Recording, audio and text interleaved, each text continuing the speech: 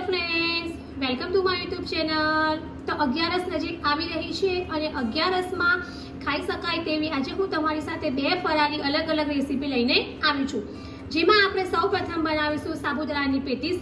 તો આ જે પેટીસ છે એને આપણે ગ્રીન ફ્લેવરમાં બનાવીશું। તો એના માટે મેં અત્યારે એક મિક્સર જાર લીધું છે, જેમાં આપણે આ રીતે ફ્રેશ લીલી કોથમીર છે તે એડ કરીશું। ત્યાર પછી આ રીતે મેં અહીંયા શેકેલા સિંગદાણા લીધા છે તે આપણે એડ કરીશું। ત્યાર પછી આપણે થોડી આદુ મરચાંની પેસ્ટ એડ કરીશું। અત્યારે મારી પાસે પેસ્ટ છે એટલા માટે મેં પેસ્ટ લીધી છે। જો તમારે આખા મરચાં અને આદુ લેવું હોય તમે એ પણ લઈ શકો છો। અને હવે આપણે પાણી એડ કર્યા વગર એને મિક્સચરમાં ક્રશ કરી લઈશું। તો થોડું અધકચરું ટાઈપનું જ આપણે મિક્સચર ક્રશ કરીશું। તો આ રીતે આપણું જે મિશ્રણ છે તે ક્રશ થઈને રેડી થઈ ગયું છે। તો હવે આપણે એને એક બાઉલમાં બહાર કાઢી લઈશું। ત્યાર પછી હવે આપણે તેમાં સાબુદાણા એડ કરીશું। તો જે સાબુદાણા છે એને મેં 4 થી 5 કલાક પાણીમાં પલાળી રાખ્યા હતા અને ત્યાર પછી હવે આપણે એને આ રીતે એડ કરીશું। ત્યાર પછી હવે સફેદ તલ એડ કરીશું। ત્યાર પછી અહીંયા મેં શેકેલા જીરાનો પાવડર લીધો છે, મરી પાવડર છે અને ઉપવાસમાં ખાઈએ તે સિંધવ મીઠું છે તે આપણે એડ કરીશું। ત્યાર પછી અહીંયા 2 નંગ બોઇલ કરેલા પોટેટો છે એ આપણે એડ કરીશું। તો આ રીતે હાથની મદદથી જ આપણે મેશ કરી લઈશું। ત્યાર પછી અહીંયા આપણે થોડો લીંબુનો રસ એડ કરીશું અને હવે આપણે આ બધી વસ્તુને હાથની મદદથી મિક્સ કરી લઈશું।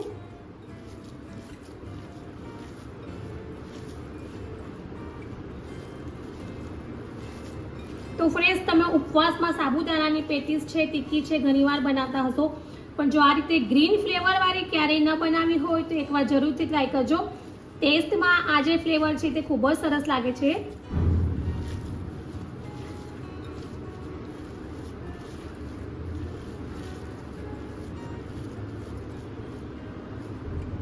તો આ રીતે બધી જ વસ્તુ મિક્સ થઈને રેડી થઈ ગઈ છે અને હવે આપણે એમાંથી નાની પેટીસ વાળી લઈશું। ત્યાર પછી હવે આપણે જે રેડી કરેલું મિશ્રણ છે એમાંથી આ રીતે થોડું હાથમાં લઈશું અને આ રીતે આપણે ગોળ આકાર આપી દઈશું, એટલે કે જે ટિક્કીનો આકાર આવે છે તેવો આકાર આપી દઈશું।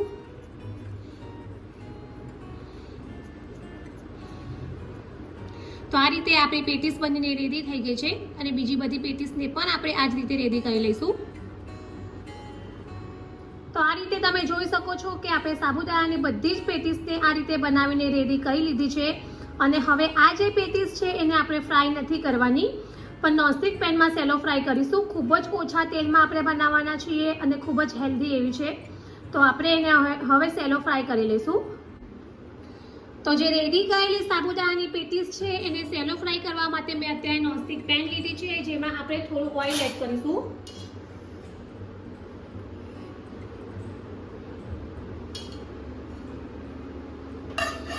અને આ રીતે આપણે પેનમાં ઓઇલને થોડું ફેલાવી દઈશું। ત્યાર પછી હવે જે રેડી કરેલી પેટીસ છે એને આપણે આ રીતે મૂકી દઈશું।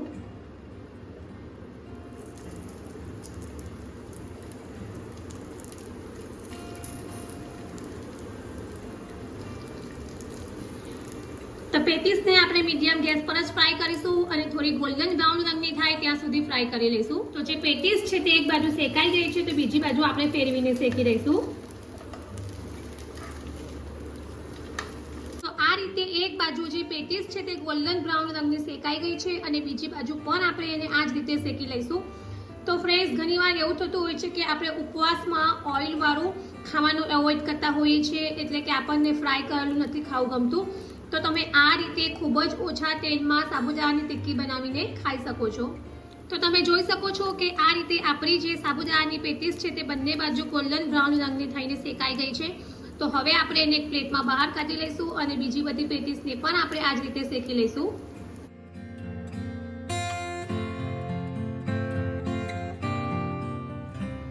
તો રેડી છે ઉપવાસમાં ઓછા તેલમાં, એટલે કે ફ્રાય કર્યા વગર ખાઈ શકાય તેવી સાબુદાણાની પેટીસ। તો ફ્રેન્ડ્સ, તમે સાબુદાણાની પેટીસ છે, કટલેસ છે તો ઘણીવાર બનાવતા હશો, પણ જો આ રીતે ગ્રીન ફ્લેવરની સાબુદાણાની પેટીસ ક્યારેય ટ્રાય ન કરી હોય તો એકવાર જરૂરથી ટ્રાય કરજો। ટેસ્ટમાં તો ખૂબ જ સરસ લાગે છે અને ઉપવાસમાં મોટે ભાગે આપણે ઓછા ઓઇલમાં કંઈક ખાવા માંગતા હોઈએ છીએ તો આ રીતે આ જે પેટીસ છે તે જરૂરથી ટ્રાય કરજો. ત્યાર પછી હવે આપણે આજે સાબુદાણાની પેટીસ બનાવી છે તેમાંથી સાબુદાણા પેટીસ ચાટ બનાવીશું. તો એના માટે આપણે એક પ્લેટ લીધી છે જેમાં આ રીતે ટિક્કી મૂકીશું. તો અત્યારે આપણે 2 ટિક્કી એડ કરીશું. ત્યાર પછી ટિક્કી ઉપર આપણે ખજૂર આમલીની થોડી ચટણી એડ કરીશું. ત્યાર પછી હવે આપણે થોડી ગ્રીન ચટણી એડ કરીશું. ત્યાર પછી હવે આપણે થોડું દહીં એડ કરીશું.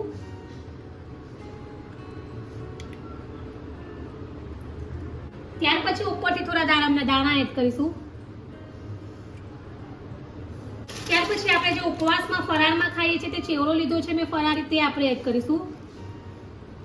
ત્યાર પછી આપણે થોડો ચાટ મસાલો એડ કરીશું.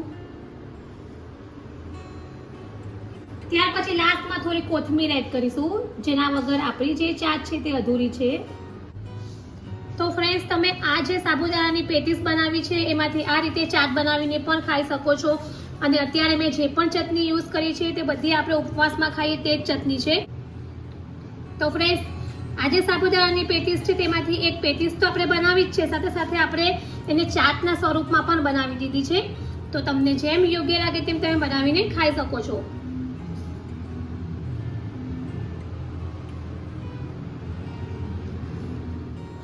તો હવે આપણે બીજી ફરાળી વાનગી બનાવીશું, જેમાં આપણે બનાવવાના છીએ ફરાળી કાચા કેળાની પેટીસ.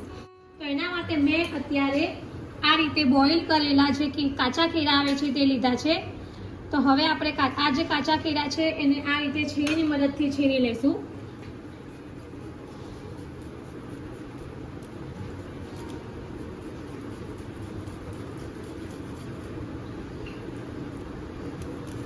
તો જે કાચા કેળા છે એને આપણે બાફેલા જ લેવાના છે. તો આ રીતે આપણે બધા જ કાચા કેળાને છીણી લીધા છે. તમે એને મેશ પણ કરી શકો છો. અને હવે આપણે આ જે કાચા કેળાનું મેશ કરેલા છે એમાં થોડું ઉપવાસમાં ખાઈ શકીએ એટલે કે સિંધવ મીઠું એડ કરીશું.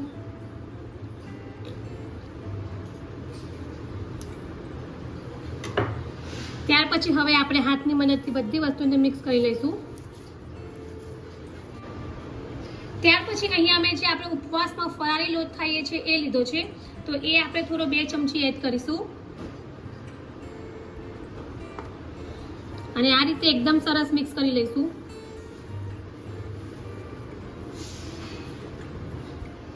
તો આ રીતે આપણું જે પેટીસનું બહારનું લેયર છે એ રેડી થઈ ગયું છે. ત્યાર પછી હવે આપણે જે પેટીસ છે એમાં સ્ટફ કરવા માટેનો મસાલો બનાવીશું.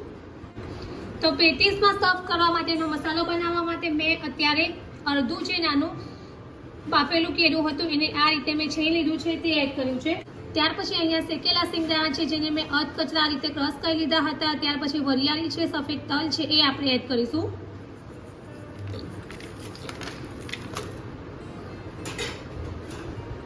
ત્યાર પછી અહીંયા સૂકા કોપરાનું છીણ છે અને લાલ સૂકી દ્રાક્ષ છે એ આપણે એડ કરીશું. ત્યાર પછી થોડા મસાલા લીધા છે જેમાં થોડી સુગર છે, ચાટ મસાલો છે, મરી પાવડર છે, શેકેલા જીરાનો પાવડર છે અને સિંધવ મીઠું છે એ આપણે એડ કરીશું. ત્યાર પછી અહીંયા મેં થોડો લીંબુનો રસ લીધો છે એ આપણે એડ કરીશું. અને હવે આપણે આ બધી વસ્તુને એકદમ સરસ મિક્સ કરી લઈશું.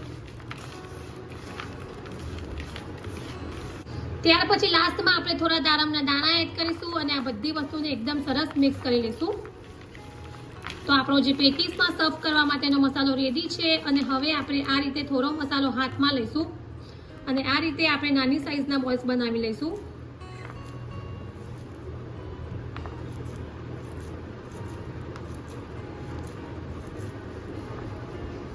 તો આ રીતે આપણે નાની સાઈઝના બોલ્સ બનાવી લીધા છે અને બીજા બધા બોલ્સને પણ આપણે આ જ રીતે રેડી કરી લઈશું. તો આ રીતે આપણે નાની સાઈઝના બધા જ બોલ્સ બનાવીને રેડી કરી લીધા છે અને હવે આપણે આગળની પ્રોસેસ કરીશું. ત્યાર પછી હવે આપણે જે આ કેળાનું મિશ્રણ છે એમાંથી આ રીતે થોડું મિશ્રણ હાથમાં લઈશું.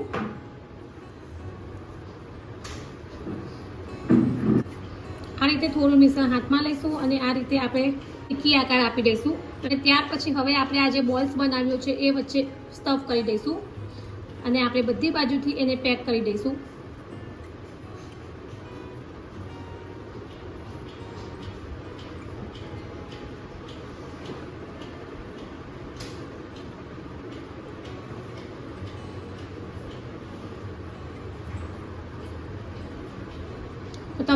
તમે જોઈ શકો છો કે આ રીતે આપણે પેટીસને રેડી કરી લીધી છે અને બીજી બધી પેટીસને પણ આપણે આ જ રીતે રેડી કરી લઈશું.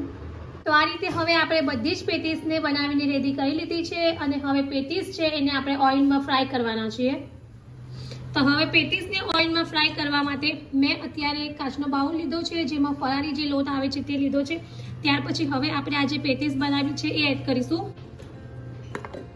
અને હવે આપણે આ રીતે ઢાંકણ ઢાંકી દઈશું અને આ રીતે પેટીસને ગોળ ફેરવી દઈશું જેથી જે લોટ છે તે બધો પેટીસ ઉપર ચોંટી જશે.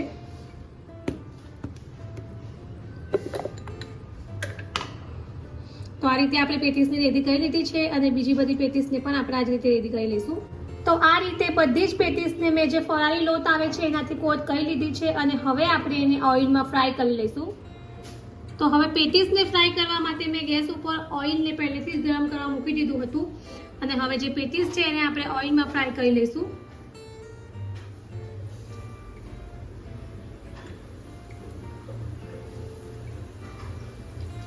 પેટીસને આપણે મીડિયમ ગેસ પર જ ફ્રાય કરીશું અને ગોલ્ડન બ્રાઉન રંગની થાય ત્યાં સુધી ફ્રાય કરી લઈશું. તો ફ્રેન્ડ્સ તમે જોઈ શકો છો કે આપણી જે પેટીસ છે તે આ રીતે ગોલ્ડન બ્રાઉન રંગની ફ્રાય થઈને રેડી થઈ ગઈ છે અને હવે આપણે એને પ્લેટમાં બહાર કાઢી લઈશું અને બીજી બધી પેટીસને પણ આપણે આ જ રીતે ફ્રાય કરી લઈશું.